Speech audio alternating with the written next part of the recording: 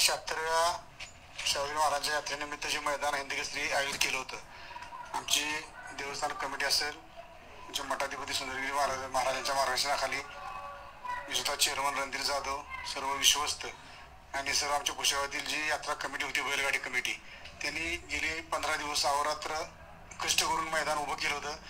त्याची ग्राउंड उभं केलं होतं. त्याची जाहिरात चांगल्या प्रकारे महाराष्ट्रावर पोहोचवली होती.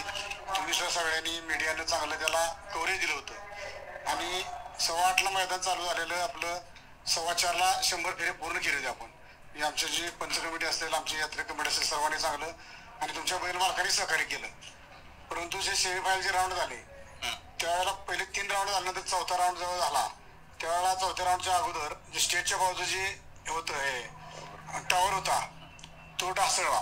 त्यानंतर लगेचच जो त्या बाजूचा कॅमेरा होता तो बंद झाला होता आणि जो 4था फेरा सुटला तेव्हा त्या पलीकडचा कॅमेरा होता ना पूर्वीचा, त्याच्यावरून हे 4था निकाल दिला गेला आणि आम्हाला दुसऱ्या दिवशी कळलं खरा निकाल काय आहे. तो मुंबईच्या एका ज्या ड्रोनवाला होता त्याने तो टिपला होता.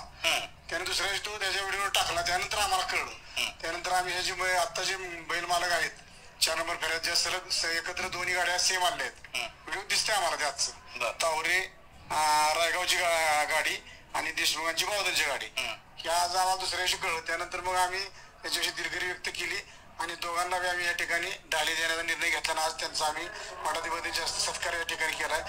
एवढ्या मोठ्या मैदानात जरी दिवसाकडे चूक झाली असली आमच्या, तरी सर्वांनी ती चूक आमची पोटात घालावी आणि इथून पुढच्या काळात असंच बैल मालकांनी आणि सगळ्या बैल गाडी शौकनांनी आमच्या देवस्थानला असंच हिंद केसरी मैदान मोठ्या प्रमाणात भरावं अशी सेवागिरी महाराजांची मी आशा व्यक्त करतो.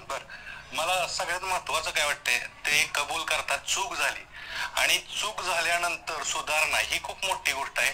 आणि बैलगाड्याचा जर आपण इतिहास पाहिला तर फार कमी, मला वाटतंय की ही अशी पहिलीच घटना असेल की एखादं मैदान झाल्यानंतर निर्णय बैलगाडी जे मालक आहेत त्यांना न्याय देण्यासाठी निर्णय बदलला जातो. काय सांगाल ह्याबद्दल? सगळी जी कमिटी आहेत पहिल्यांदा त्याचं स्वागत झालं पाहिजे. काय सांगाल, हा निर्णय का घ्यावा वाटला तुम्हाला?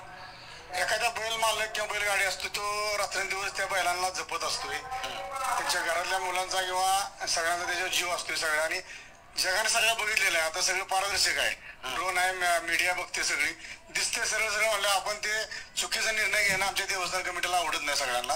आणि सेवागिरी महाराजांच्या ह्या मैदानात आम्हाला असं कोणी चुकीचं म्हणू नये आणि त्याबद्दल गालबोट लागू नये. त्याचा आम्हाला म्हणजे खेद वाटला की बाबा असं चूक झाली आपल्या पंचकमिटी झाला असेल किंवा ड्रोन पडल्यामुळे झाला असेल.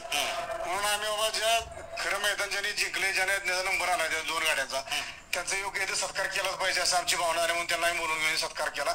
खरं दुसऱ्या दिवशी घेणार होतो पण आमच्या कुस्त्याच्या मैदानावर रथ होता त्यामुळे आमच्याकडे लेट झालं जरा.